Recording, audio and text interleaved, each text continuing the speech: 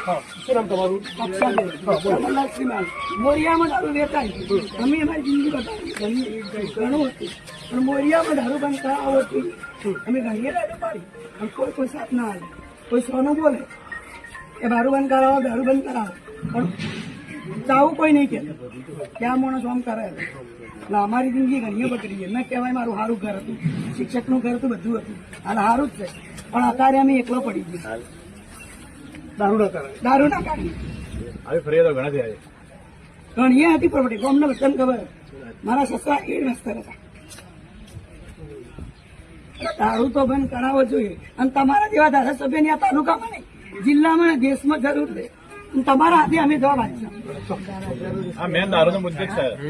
બોલવાનો હું બોલે નહીં, કોઈને ડરવાની વાત નથી. દારૂ આવે ને એ બોલું દક્ષાબેન.